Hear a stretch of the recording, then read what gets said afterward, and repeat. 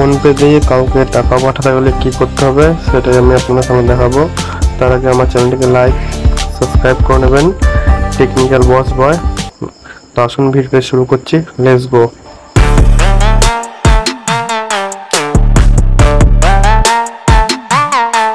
সবার প্রথমে আপনি ফোনপেতে ঢুকবেন।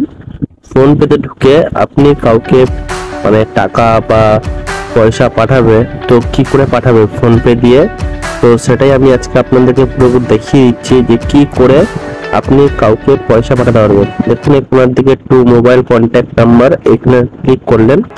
ক্লিক করার পর আপনি দুটো জায়গা দিয়ে পাঠাতে পারবেন। একটি হলো সার্চ অপশন থেকে পাঠাতে পারবেন, যেখানে কারো ফোনপে নাম্বার থাকলে তো উপরে সার্চ অপশনে আপনি নাম্বার টাইপ করলে সেই নাম্বার দিয়ে আপনি আবার পাঠাতে পারবেন তার ফোনপেতে পয়সা। দেখুন আমি দেখিয়ে দিচ্ছি আপনাদেরকে। আমি নাম্বার টাইপ করে আমি তার কাছে যদি ফোনপে থাকে তো সেই ফোনপে আপনার কাছে চলে আসবে। তো সেখানে ক্রিয়েট করলে এই নাম্বারটাতে আপনি অ্যামাউন্ট দিলে তো সেই অ্যামাউন্ট চলে যাবে। আরেকটি হলো আপনার যদি ফোনে নাম্বার সেভ থাকে তো সেই নাম্বার যদি ফোনপে থাকে তো তাকে সার্চ করে সেই নামটি সার্চ করে তো তাকে টাকা পাঠানো যায়। আমি একটা এক্সাম্পল দেখিয়ে দিচ্ছি, দেখুন। তো আমি এই নাকে টাকা পাঠাবো, এই নাম্বারটাতে টাকা পাঠাবো। তো নিচে দেখুন লেখা আছে এন্টার অ্যামাউন্ট।